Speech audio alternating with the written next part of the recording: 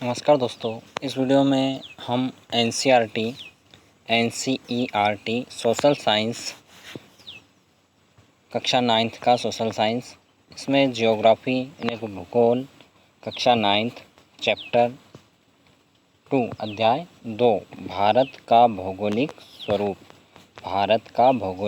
स्वरूप इस चैप्टर के क्वेश्चन आंसर हम इस वीडियो में देखेंगे। दोस्तों, अगर आप इस चैनल पर नए हैं तो इस चैनल को सब्सक्राइब करें, बेल आइकन प्रेस करें ताकि आने वाले वीडियो आपको आसानी से मिल सके। दोस्तों, आप इस वीडियो को अंत तक ज़रूर देखें। वीडियो अच्छा लगे तो आप लाइक, कमेंट और शेयर ज़रूर करें। दोस्तों, क्वेश्चन आंसर देखेंगे हम। फर्स्ट क्वेश्चन है दोस्तों, क्वेश्चन पहला देखेंगे हम। एक स्थलीय भाग जो 3 ओर से समुद्र से घिरा हो उसे क्या कहेंगे? एक स्थलीय भाग जो 3 ओर से समुद्र से घिरा हो उसे हम कहेंगे प्रायद्वीप। क्या कहेंगे? प्रायद्वीप। नेक्स्ट देखेंगे दोस्तों हम।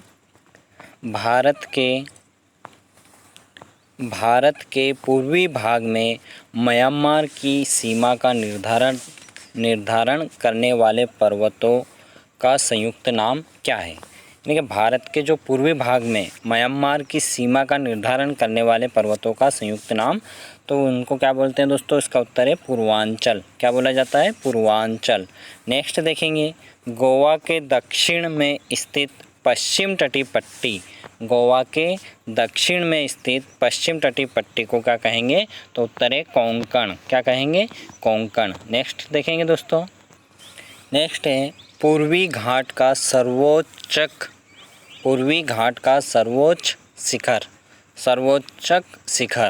तो कौन सा है पूर्वी घाट का? वो है महेंद्रगिरी। क्या है? महेंद्रगिरी। नेक्स्ट देखेंगे। नेक्स्ट क्वेश्चन है क्वेश्चन नंबर 2। निम्नलिखित प्रश्नों के उत्तर दीजिए। नंबर ए है भूगर्भीय प्लेटें क्या है? भूगर्भीय प्लेटें क्या है? उत्तर देखेंगे। पृथ्वी की आंतरिक हलचलों के कारण उत्पन्न विभिन्न प्रकार की तरंगों के कारण पृथ्वी की ऊपरी परत विभिन्न टुकड़ों में विभाजित हो जाती है। यानी कि पृथ्वी की जो आंतरिक हलचल के कारण उत्पन्न विभिन्न तरंगे, उनके कारण जो ऊपरी परत के विभिन्न टुकड़ों में विभाजित हो जाती है। इन विभाजित टुकड़ों को ही भूगर्भीय अथवा स्थलमंडलीय प्लेटें कहा जाता है। इन विभाजित टुकड़ों को ही भूगर्भीय अथवा स्थलमंडलीय प्लेटें कहा जाता है। भूगर्भीय वैज्ञानिकों के अनुसार ऐसी भूगर्भीय प्लेटों की संख्या 7 है। कितनी है दोस्तों? ऐसी भूगर्भीय प्लेटों की संख्या 7 है। नेक्स्ट देखेंगे। नेक्स्ट है आज के कौन से महाद्वीपी गोंडवाना लैंड के भाग थे? आज के कौन से महाद्वीप गोंडवाना लैंड के भाग थे? तो उत्तर देखेंगे। आज के दक्षिणी अमेरिका, अफ्रीका, ऑस्ट्रेलिया तथा एशिया महाद्वीप गोंडवाना लैंड का भाग था। आज जो वर्तमान में दक्षिण अमेरिका, अफ्रीका, ऑस्ट्रेलिया तथा एशिया महाद्वीप गोंडवाना लैंड के भाग थे। नेक्स्ट देखेंगे दोस्तों। नेक्स्ट है भाबर क्या है? भाबर क्या है? उत्तर देखेंगे। वह मैदानी भाग भांबर कहलाता है जहां नदी अपने साथ बहाकर लाए गए कंकड़, पत्थर, बजरी तथा रेत का निक्षेप करती है। भारत में शिवालिक श्रेणी की तलहटी में सिंधु नदी से तीस्ता नदी तक 8 से 16 किलोमीटर की पट्टी में भांबर क्षेत्र निर्मित है। इस क्षेत्र में नदियां प्रायः भूतल पर बहने की बजाय भूमि के नीचे से बहती है और विलुप्त अवस्था में होती है। ठीक है दोस्तों। नेक्स्ट देखेंगे हिमालय के 3 प्रमुख विभागों के नाम उत्तर से दक्षिण के क्रम में बताइए। हिमालय के 3 प्रमुख विभागों के नाम बताना है। नंबर 1 देखेंगे महान हिमालय अथवा हिमाद्री। नंबर 2 है मध्य हिमालय अथवा हिमाचल। नंबर 3 है बाह्य हिमालय अथवा शिवालिक, यानी कि महान हिमालय अथवा हिमाद्री जहाँ पर वर्ष भर बर्फ से ढकी चोटियाँ होती है। मध्य हिमालय अथवा हिमाचल, बाह्य हिमालय अथवा शिवालिक श्रेणी। नेक्स्ट देखेंगे अरावली और विंध्याचल, अरावली और विंध्याचल की पहाड़ियों में कौन सा पठार स्थित है? तो कौन सा है दोस्तों? वो है मालवा का पठार। कौन सा पठार है? मालवा का पठार। नेक्स्ट क्वेश्चन देखेंगे भारत के उन द्वीपों के नाम बताइए जो प्रवाल भित्ति के हैं। भारत के उन द्वीपों के नाम बताइए जो प्रवाल भित्ति के हैं। तो उत्तर देखेंगे भारत में लंका द्वीप, मिनिकॉय तथा इमिन द्वीप प्रवाल भित्ति द्वारा निर्मित द्वीप है, जिन्हें आजकल संयुक्त रूप से लक्षद्वीप समूह के नाम से जाना जाता है। कौन से? भारत में लंका द्वीप, मिनिकॉय तथा हिमिन द्वीप प्रवाल भित्ति द्वारा निर्मित द्वीप हैं, जिन्हें आज संयुक्त रूप से लक्षद्वीप कहा जाता है। नेक्स्ट क्वेश्चन देखेंगे निम्नलिखित में अंतर स्पष्ट कीजिए। निम्नलिखित में अंतर स्पष्ट कीजिए। अपसारी तथा अभिसारी भूगर्भीय प्लेटें। अपसारी भूगर्भीय प्लेटें, तो ये प्लेटें प्रायः एक दूसरे के विपरीत दिशा में जाती है। इन प्लेटों के फलस्वरूप अपसारी किनारों का निर्माण होता है, जो प्रायः महासागरों के मध्य कटकों के साथ साथ होते हैं। अपसारी प्लेटों के एक दूसरे से दूर जाने के कारण क्षैतिज रूप से चट्टानी सतहों में खिंचाव होता है, जिसके फलस्वरूप भ्रंश घाटी तथा खंड पर्वतों की उत्पत्ति होती है। फिर आता है दोस्तों अभिसारी भूगर्भीय प्लेटें। ये प्लेटें प्रायः एक दूसरे के नज़दीक आती है। ये प्लेटें क्या होती है? एक दूसरे के नज़दीक आती है। इन प्लेटों प्रायः एक फलस्वरूप अभिसारी परिसीमा का निर्माण होता है। इस प्रक्रिया में ज्वालामुखी उद्भेदन जैसी क्रियाएं भी होती हैं। अभिसारी प्लेटों के एक दूसरे के नज़दीक आने के कारण उनके बीच में स्थित अवसादी सेलों पर दबाव पड़ने के कारण वलित पर्वतों का निर्माण होता है। तो वलित पर्वतों का निर्माण किस कारण होता है? तो होता है अभिसारी प्लेटों के एक दूसरे के नज़दीक आने के कारण। हिमाचल पर्वत इसी प्रक्रिया का परिणाम है। नेक्स्ट क्वेश्चन देखेंगे। नेक्स्ट है बांगर और खादर। बांगर और खादर। बांगर देखेंगे दोस्तों। बांगर कंकड़ मिश्रित पुरानी जलोढ़ मिट्टी वाली मैदान भूपट्टी है। बांगर कंकड़ मिश्रित पुरानी जलोढ़ मिट्टी वाली मैदान यानी भूपट्टी है। इस मैदान भाग में प्रायः बाढ़ का जल नहीं पहुंच पाता है। यह कम उपजाऊ होता है। क्या? जिसको हम बोलते हैं बांगर। नेक्स्ट है खादर। दोस्तों बाढ़ के मौसम में प्रतिवर्ष मैदान के निचले भागों में जमा होने वाली जलोढ़ मिट्टी खादर कहलाती है। बाढ़ के मौसम में प्रतिवर्ष मैदान के निचले भागों में जमा होने वाली जलोढ़ मिट्टी को खादर कहते हैं। यह प्रतिवर्ष बाढ़ का पानी पहुंचता है, जो इस क्षेत्र में मिट्टी की महीन परत बिछा देते हैं। यह अत्यंत उपजाऊ होता है। फिर आता है दोस्तों पूर्वी तथा पश्चिमी घाट। तो पूर्वी घाट में देखेंगे यह दक्कन के पठार के पूर्व में उड़ीसा के उत्तरी तट से तमिलनाडु तक फैली टूटी हुई पहाड़ियों की श्रृंखला है। पूर्वी घाट किसे कहते हैं? तो यह दक्कन के पठार के पूर्व में उड़ीसा के उत्तरी तट से तमिलनाडु तक फैली टूटी हुई पहाड़ियों की श्रृंखला है। ठीक है दोस्तों, नेक्स्ट देखेंगे उत्तरी सरकार तथा कोरोमंडल नामक तटीय मैदान पूर्वी घाट में ही स्थित है। महानदी गोदावरी, कृष्णा और कावेरी आदि नदियाँ इसी मैदान से होकर बहती हैं। फिर आता है दोस्तों पश्चिमी घाट। तो पश्चिमी घाट देखते हैं हम। पश्चिमी घाट ये दक्कन के पठार के पश्चिम तट के साथ साथ ताप्ती नदी के मुहाने से कन्याकुमारी तक फैले पर्वत है।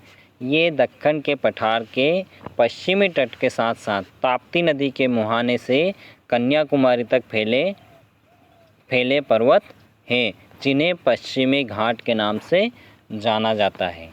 ठीक है दोस्तों, पश्चिमी घाट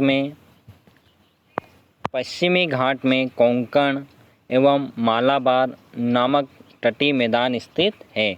पश्चिमी घाट में कोंकण और मालाबार नामक तटीय मैदान स्थित है। इस घाट की प्रमुख नदियाँ नर्मदा, साबरमती, मही और ताप्ती है। नेक्स्ट क्वेश्चन देखेंगे, बताएं हिमालय का निर्माण कैसे हुआ। क्वेश्चन 4 है, बताएं हिमालय का निर्माण कैसे हुआ।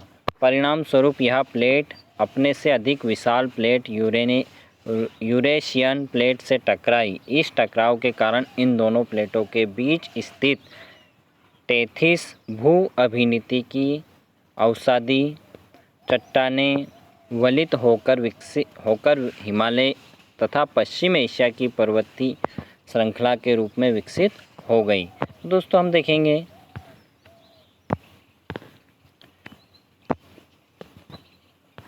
टेथिस सागर में लगातार लाखों वर्षों तक अवसादों के भार रहने और ठीक इसी समय पृथ्वी की आंतरिक गतियों के कारण प्रायद्वीप पठार के उत्तर की ओर अपसारित होते रहने से टेथिस सागर ने सिकुड़ना आरंभ कर दिया।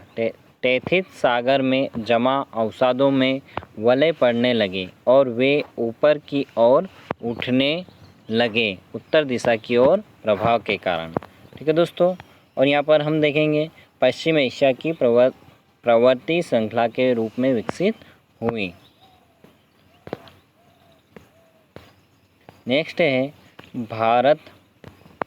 भारत के प्रमुख भू आकृतिक विभाग कौन से हैं। हिमालय क्षेत्र तथा प्रायद्वीप पठार के ऊंचाव लक्षणों में क्या अंतर है।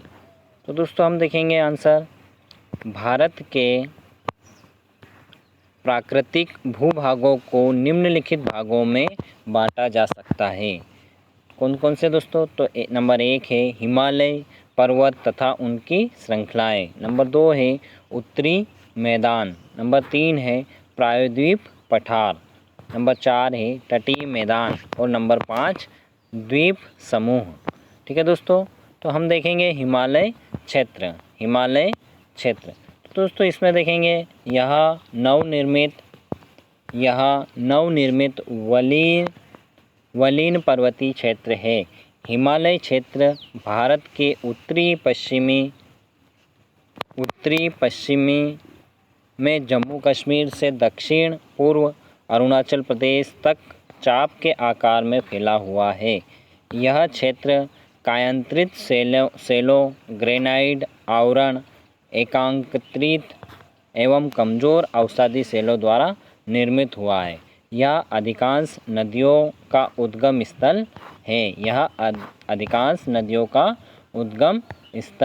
है। ठीक है दोस्तों, नेक्स्ट देखेंगे प्रायद्वीपी पठार।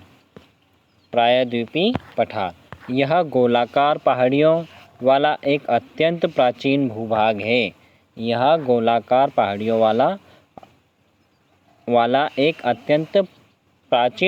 है। यह क्षेत्र उत्तरी मैदान के दक्षिण में त्रिभुज की आकृति में फैला हुआ है, जिसका शीर्ष कन्याकुमारी है।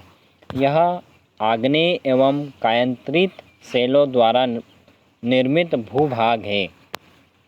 नंबर 4 है यह नदियों द्वारा यह नदियों द्वारा प्रायः प्रौढ़ावस्था में रहती हैं। यहाँ पर जो नदियाँ होती है वो प्रायः प्रौढ़ावस्था में रहती है। पहाड़ी क्षेत्र होने के कारण यहाँ हिमनद एवं दर्रों का सर्वदा अभाव रहता है। नेक्स्ट क्वेश्चन देखेंगे, क्वेश्चन नंबर 6 है, भारत के उत्तरी मैदान का वर्णन कीजिए। भारत के उत्तरी मैदान का वर्णन कीजिए। तो भारत के उत्तरी मैदानों का निर्माण सिंधु, गंगा तथा ब्रह्मपुत्र एवं इसकी सहायक नदियों द्वारा हुआ है। लाखों वर्षों में हिमालय के गिरिपाद में स्थित एक बहुत बड़े बेसिन में जलोढ़ों के निक्षेपों द्वारा निर्मित यह अत्यंत उपजाऊ मैदान है। इस मैदान की लंबाई 2400 किलोमीटर है, 2400 किलोमीटर है तथा यह 240 से 320 किलोमीटर तक चौड़ा है। इसका सकल क्षेत्रफल लगभग 7 लाख वर्ग किलोमीटर है। अपनी अनुकूल पर्यावरणीय विशेषता के कारण यह भारत का सबसे अधिक कृषि उत्पादन वाला क्षेत्र है। ठीक है दोस्तों, नेक्स्ट क्वेश्चन देखेंगे, निम्नलिखित पर टिप्पणी कीजिए। मध्य हिमालय, यह श्रृंखला हिमाद्री के दक्षिण में स्थित है। मध्य हिमालय यानी यह श्रृंखला हिमाद्री के दक्षिण में स्थित है एवं इसे हिमाचल एवं निम्न हिमाचल के नाम से जाना जाता है। इस श्रृंखलाओं का निर्माण मुख्यतः अत्यधिक संपीड़ित तथा परिवर्तनशीलों से हुआ है। इसकी ऊंचाई 3700 मीटर से 4500 मीटर के बीच तथा औसत चौड़ाई 50 किलोमीटर है, जबकि पीर पंजाल श्रृंखला सबसे लंबी तथा सबसे महत्वपूर्ण श्रृंखला है। कौन सी श्रृंखला है? पीर पंजाल श्रृंखला सबसे लंबी तथा सबसे महत्वपूर्ण श्रृंखला है। धौलाधार एवं श्रृंखला में कश्मीर की घाटी तथा हिमाचल के कांगड़ा एवं कुल्लू की घाटियाँ स्थित है। इस क्षेत्र को पहाड़ी नगरों के लिए भी जाना जाता है। ठीक है दोस्तों, फिर आता है मध्य उच्च भूमि। नर्मदा नदी के उत्तर में प्रायद्वीप पठार का वह भाग जो कि मालवा के पठार के अधिकतर भागों पर फैला है, उसे मध्य उच्च भूमि के नाम से जाना जाता है। विंध्य श्रृंखला दक्षिण में मध्य उच्च भूमि तथा पश्चिम तथा उत्तर पश्चिम में अरावली से घिरी है। पश्चिम में यह धीरे धीरे राजस्थान के बुलाई तथा पथरीले मरुस्थल में से मिल जाती है। इस क्षेत्र में बहने वाली नदियाँ चंबल, सिंध, बेतवा, केन दक्षिण पश्चिम से उत्तर पूर्वी की ओर बहती है। इस पठार के पूर्वी विस्तार को स्थानीय रूप से बुंदेलखंड तथा बघेलखंड के नाम से भी जाना जाता है। फिर आता है दोस्तों भारत के द्वीप समूह। भारत में मुख्यतः 2 द्वीप समूह है, लक्षद्वीप एवं अंडमान और निकोबार द्वीप समूह। केरल के मालाबार तट के पास लक्षद्वीप स्थित है। पहले इनको लकाद्वीप, मिनिकॉय तथा एमीन द्वीप के नाम से जाना जाता था। 1973 में इनका नाम लक्षद्वीप रखा गया। 1973 में इनका नाम लक्षद्वीप रखा गया। यह 32 वर्ग किलोमीटर के छोटे से क्षेत्र में फैला है। कावारती द्वीप लक्षद्वीप का प्रशासनिक मुख्यालय है। इस द्वीप समूह पर पादप तथा जंतु के बहुत से प्रकार पाए जाते हैं। पिटली द्वीप जहाँ मनुष्य का निवास नहीं है, वहाँ एक पक्षी अभयारण्य है। फिर भारत के मानचित्र दोस्तों, तो हम देखेंगे भारत के मानचित्र पर निम्नलिखित को दर्शाना है। दोस्तों हम देखेंगे पर्वत और पर्वत श्रृंखलाएँ। तो दोस्तों यहाँ पर है पर्वत और पर्वत श्रृंखलाएँ, इनको भारत के मानचित्र पर दर्शाना है। काराकोरम, जास्कर, पटकाई बम्ब, जैंटिया, विंध्या श्रृंखला, अरावली, कार्डेम पर्वत श्रृंखला, पर्वत शिखर, K2, कंचनजंगा, नंगा पर्वत, अनाईमुड़ी। फिर आता है पठार में तो शिलांग, छोटा नागपुर, मालवा और बुंदेलखंड। थार मरुस्थल तो पश्चिमी घाट, लक्षद्वीप, समूह, गंगा, यमुना, दोआब और कोरोमंडल तट। ठीक है दोस्तों, तो ये हम इनको यहाँ देखेंगे। ये भारत के पर्वत व पर्वत श्रेणियाँ। दोस्तों यहाँ पर इस मानचित्र में दे रखे हैं